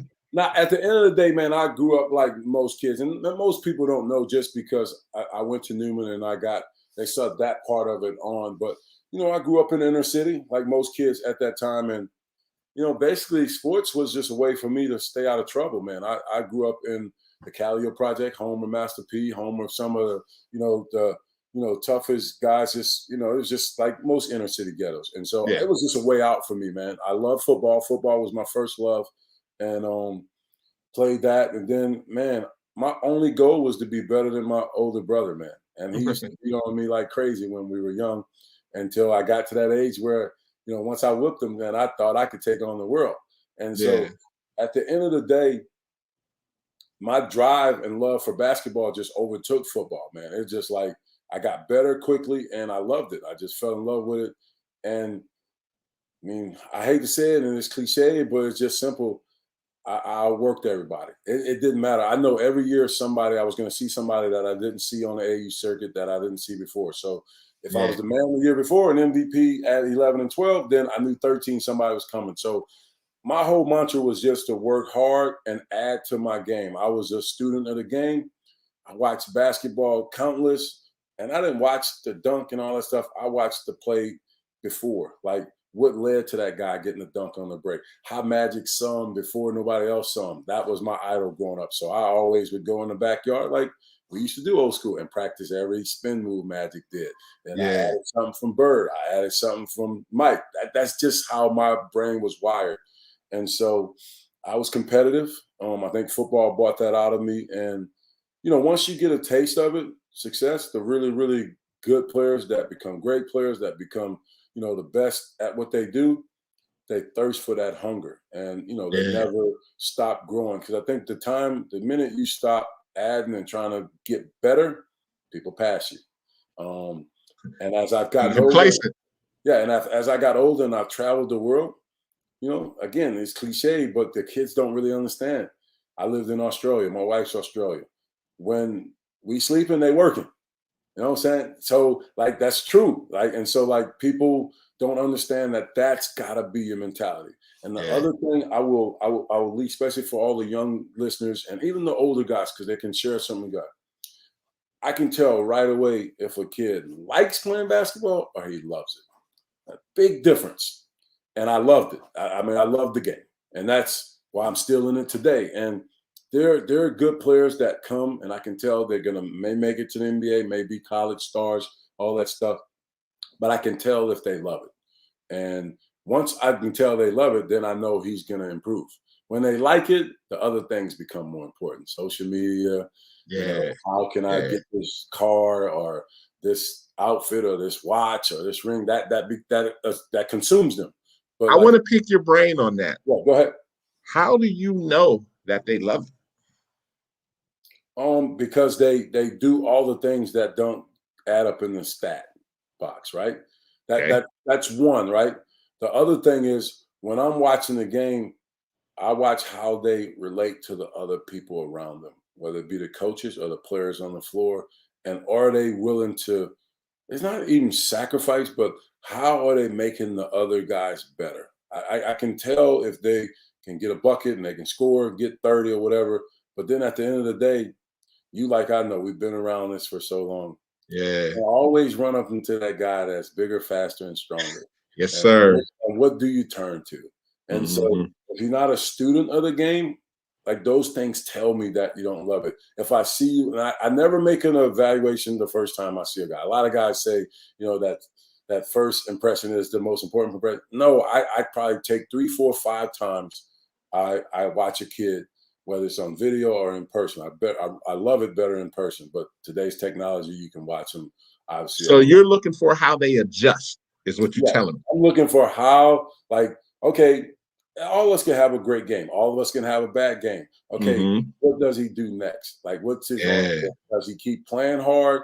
Does he try to start becoming a better passer, a better rebounder? How does he affect the game differently than what he does best? Yeah. And I think once I kind of identify those things, I can kind of tell if, when I say kind of, I can really tell if a guy loves it by the sheer passion that he has for the game of That trying to. competitive nature is what you're saying. There you go. Yeah, the Yeah. competitive nature and trying to improve every Yeah. time out. So, Okay. So you telling me, and let's just keep this 100. So I go against Randy Livingston, and he gives me 50. You're looking at how I respond in next game, how hard I come back at you, or have I adjusted to what you did to kill me, correct? 100%. I used to do that when I had teammates in the NBA. I would watch them, or I was coaching in the NBA Development League. What I'm looking for is, okay, you got the best of me this day, but you're gonna have to beat me every day. You're Exactly. gonna have to beat me every Exactly. day. But Yes. I'm gonna keep coming.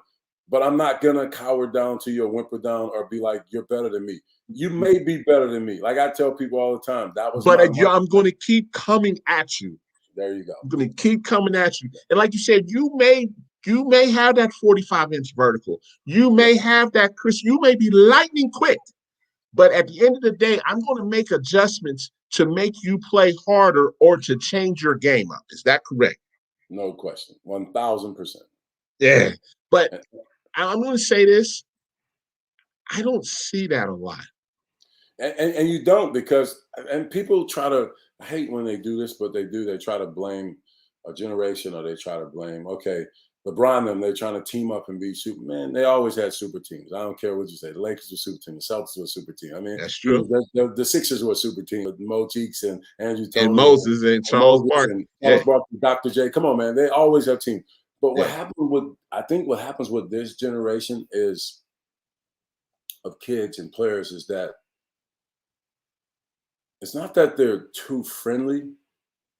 The competitive nature or trying to be the very best, it's only a few of them. It's only, you can go in the gym. Like we can go to, on a radar thing, we can go to Bob Gibbons this weekend. Out of all the teams there's probably about 5 to 10 guys that have that edge to them. That's true. That's 100% true right there. But the rest of them are out there just hooping to hoop because they like the likes on Facebook or Instagram, whatever you want to say. They're just hooping to hoop. Right. They're not hooping to kill. They're not hooping to, okay. And this is what I don't understand. That this culture has changed a little bit, and it's okay. I accept all of it for the young generation. So no hating, no nothing. But sometimes it is a little hard because, as we say, we didn't have this. So, like you said, that mentality was ingrained in us. Like you played against Eddie, you played against Malik. So you know what it is. Like we were ingrained like that. And we had that edge coming out of Pittsburgh because nobody knew us. Yeah. We weren't the Philadelphia team. We weren't the New York team. We weren't the Chicago team. So we had something to prove every time. Every time out. But I'll give you an example. You asked me about, if you love or like the game. When a player is do whatever it takes to win, not to look good, to win, whether that's dive on the floor, whether it's make the assist, whether it's make a block, whether it's to take a charge, but they do it all, then you got something.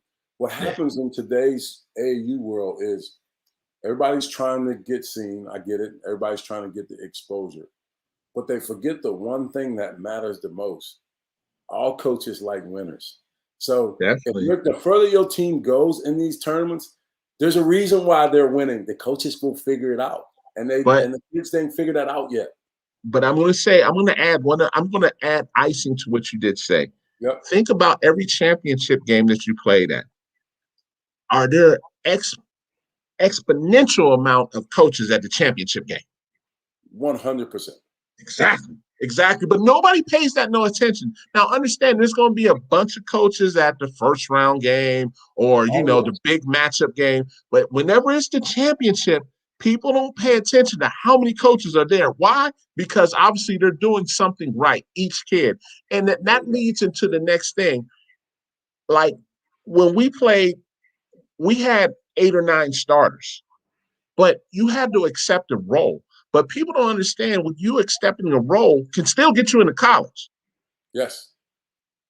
But again, we're at an age where if you're not putting up 25 and 15, or you're putting up the highlight dime or the highlight dunk, a lot of kids think they're a failure. Like, oh, you're not doing nothing. That's not. If you're stuffing that stat sheet, people are going to pay attention, especially like you said with technology. Because like you said, you're an analyzer just like I am. I'm like, who's this guy that's continuously on the floor?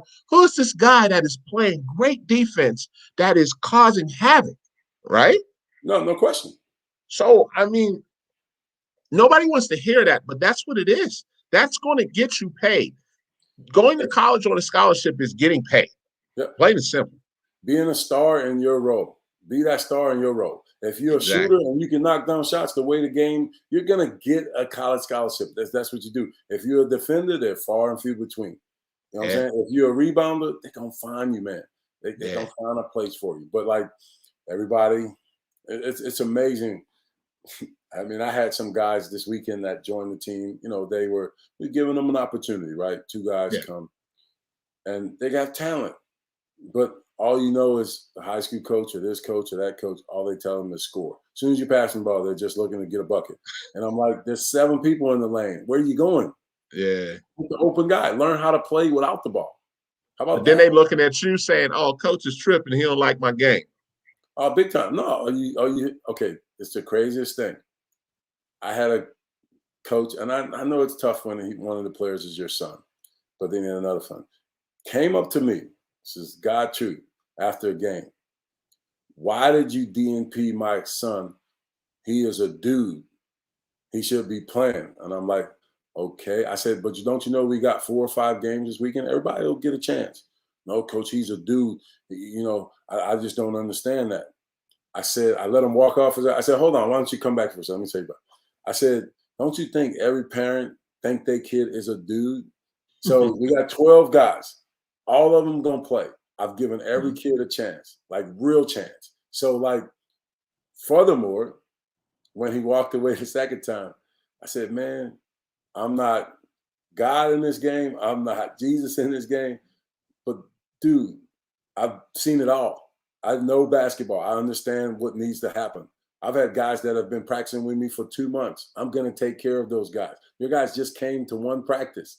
I'm going to give them a chance, but just relax. I've got this. I know what I'm doing. But they don't think about it like that because. But he got to earn it. I mean, come on. Like you said, he just been to one practice. He got to earn it, man. There you go. And let's take it a step further. You're in the shoe circuit. Yeah. And you're in the shoe circuit. You got killers. Yeah. You got killers. And so, oh, he's that dude. Yeah, like you said, these other 9 or 10 dudes are dudes. Exactly. But the crazy thing about it is, like I said, I'm not God in basketball. I don't know it all. But he came up to me like I've never been around the block before. Like, I don't know what's going on. So I was like, something's just wrong with this picture. Like, everybody, I get it. But then here's the craziest thing. One of his kids played really, really well. You know who called? 4 or 5 college coaches. Tell me about the kid in Mississippi. Tell me about his attitude. Tell me about, his work ethic. They ask those questions. So I'm saying, if you're good enough, you're going to be fine. And people are going to call me, and I'm going to give them the information. You forgot one thing, though. You forgot one thing. Of course, they ask all those questions. What else did they ask? His grades. The first thing they ask, is he qualified? Do you think he's going to be able to qualify? So, like, at the end of the day, man, it's crazy that people concentrate on all the wrong things. You play hard, you come and perform, the rest going to take care of itself if you take care of business in the classroom. Exactly, man. Exactly. Man, we can't preach that. I can't tell you how many kids I get when they're like, Coach, or a parent like, sir, can you do something for my kid? And like I said, on the first question I asked, well, what's his grades look like?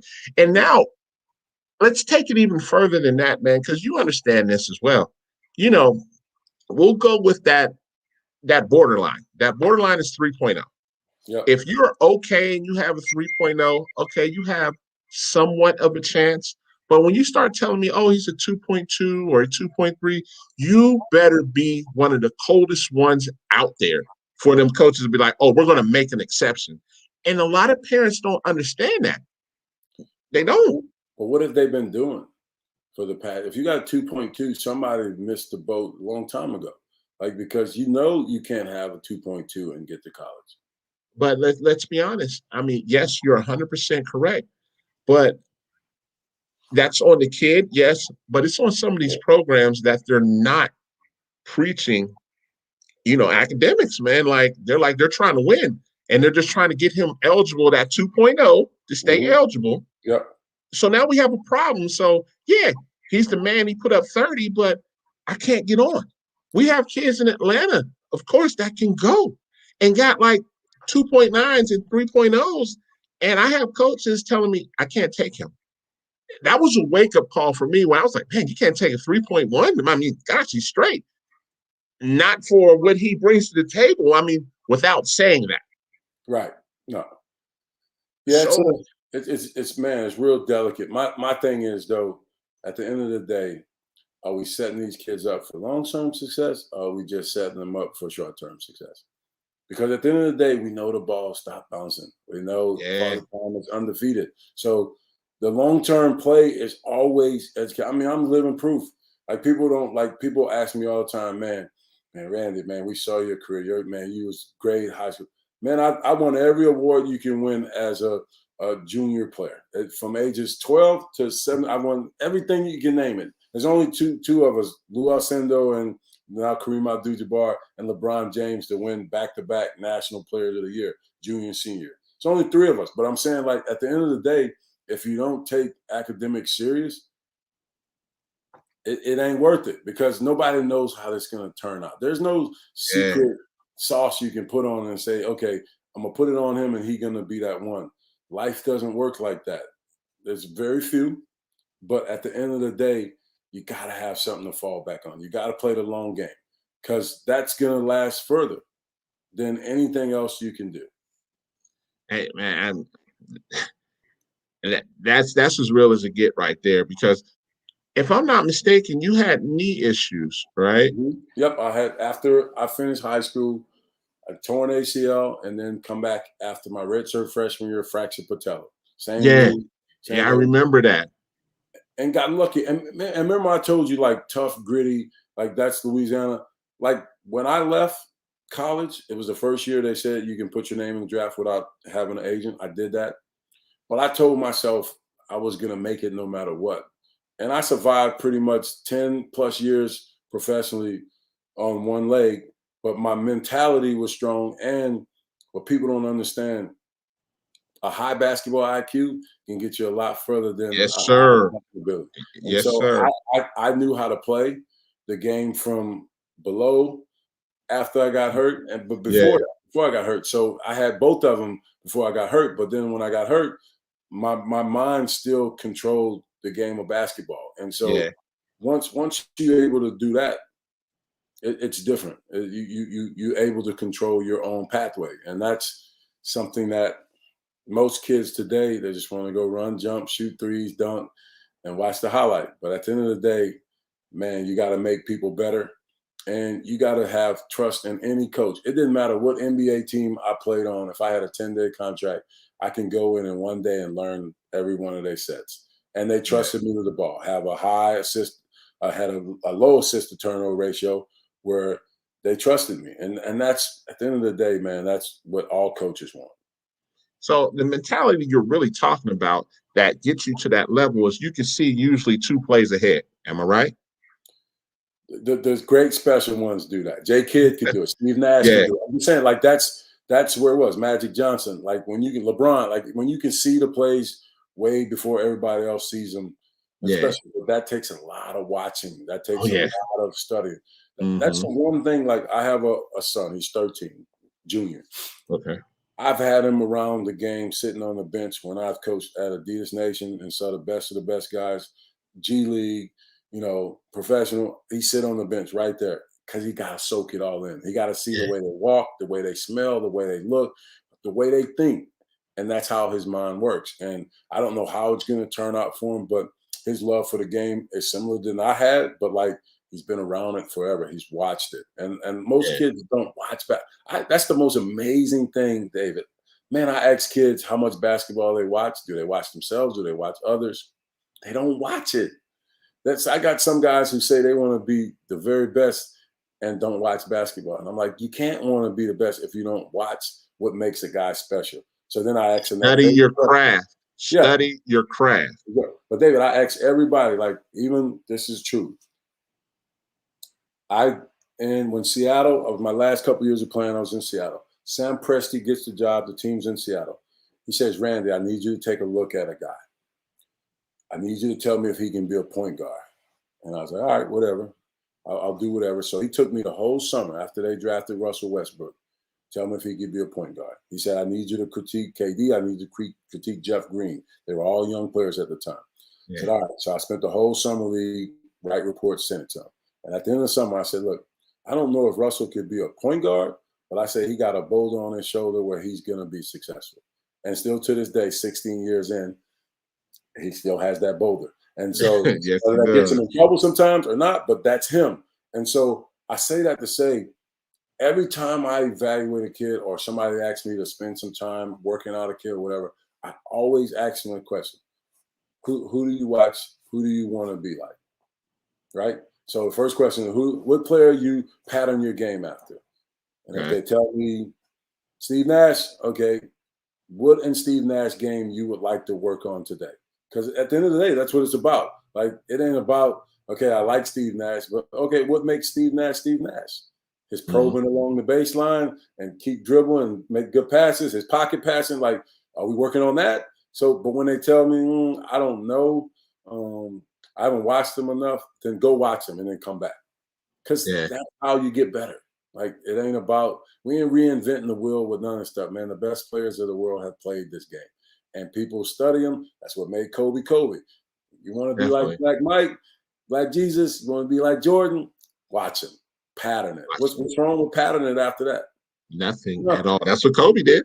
That's what I'm saying. That's what he did. So that's what made him special. He took everything, but he perfected it. And he perfected it. And he did a lot of that stuff better than Mike if you look at it. Yes, that's my point. And people don't like to hear that. And listen, I'm a Mike fan, but listen, Kobe studied him and they even have, you go on YouTube and look at what Kobe did to pattern after Mike. And to be quite honest, it looks better on Kobe's side. Yeah. But that's what it's supposed to be, David. But then the whole thing is like, why don't more kids try to pattern after the greats and then make it better? It's okay. I'm going to answer that for you. What is it that Kobe had? And you just said it yourself. What did Kobe have that allowed and really helped him to do that? Oh, his drive was like no other, though. Yes, the drive. It seems like there's a pattern, and you just said it yourself. I'm going to answer it for you. Go ahead. Your son has you. Yeah, for sure. Kobe had his dad. Exactly. Yeah, he had Jelly Bean, no question. Yeah. So think about, he had his dad. His dad was probably like, listen, son, what we're talking about right now, yes, there are people like me and you that can sit up here and talk to our kids like that. Whether they accept it and take it, we don't know. Yeah. That's up to the kid. But every parent doesn't know this. A lot of parents are just fans.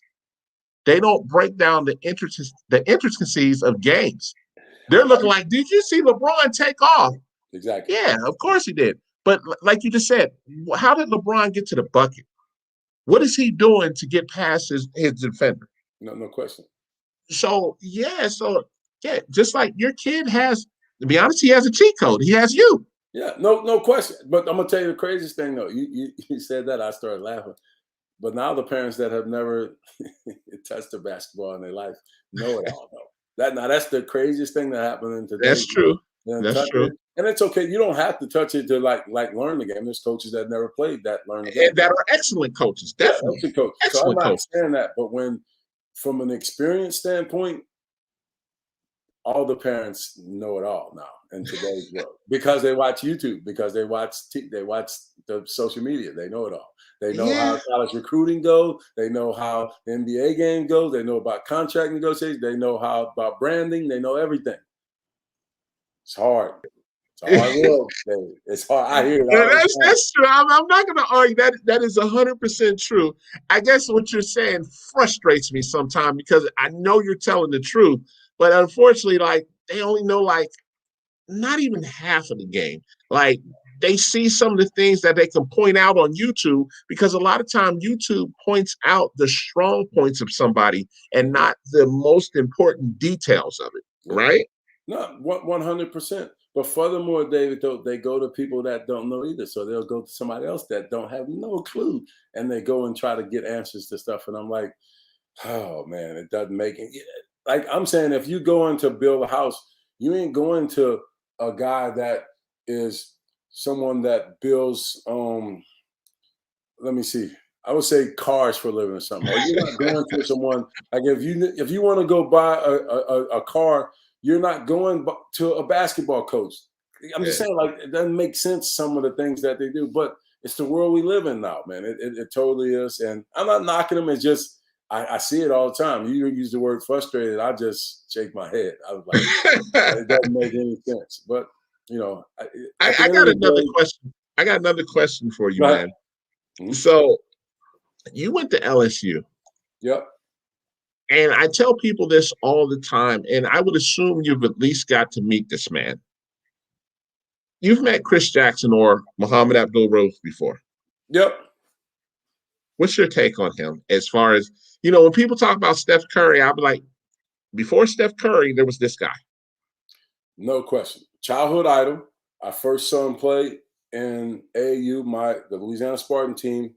I think Dave Johnson wasn't on the team yet, but they had some of the best guards. Robert Pack was on the team. Yeah. Right? So they had some of the best guards that just locked up, just played hard, locked up people. I'll never forget. We went to Gulfport, played in the tournament. Now, I'm a young type, 12 years old. It's a 19, 18-year-old tournament, whatever. I'm sitting on the bench, pants all the way down to my ankles. I'm just watching, right? And Chris Jackson at the time, Mahmoud, destroys all of them. And they're like all my idols, the people in the city that I'm like, man, ain't nobody better than them. Yeah. He destroyed all of them. The next time I see Mahmoud, he's playing in the Newman Invitational against St. Augustine High School here in New Orleans, where Kerry Kittle went. DJ Augustine and all them. Yeah, all those guys. So he's killing throughout the whole tournament. The other guys on his team got jealous. So in the championship game, he didn't shoot the ball the whole first 3 quarters. They lose. Okay. But he still ended up with 40. What? With 40. Yeah, 40 in like the quarter, Chief. But it was too late, right? So the moral of the story, man, the man was unbelievable. The man had the best between-the-leg pull-up I have ever seen. Yes. It was unbelievable. And then next thing you know, he goes to LSU. He kills it. And then, like, everybody still talks to this in the South when him and Gary played one-on-one. And Gary won. Really? Right? Yeah, they still talk about that. That was like on like the first time they would put guys one-on-one, and I think it was for money because they had both turned pro. And Gary won. So we were like, man, he's human after all. But then you see him give all of them the business. MJ gave 50, Stockton gave 50 in the league, and his shot was so pure. Yes. So rookie year, Dave, let me tell you, my rookie year, he's playing in Sacramento. They're the first game of the year. Rudy T, all the boys, Charles, Mario Ellie, all the guys was like, Randy, you bet not go for the between the leg where he just throw the ball up, right? They say, you bet not go for that one. And sure enough, boy, I was so hyped to get to play against your idol. And, man, he did it so fast. You didn't have no choice but to go to it because it looked like everything else he did. The move was the exact same. Yeah. But then Rudy and them was great. He was only about 6 feet. I was 6'4". The next position, they gave me a post ISO on him, and I scored. So that was I'll tell you, that was a moment, my rookie year that, man, I'll never forget, man, to play against your idol, man.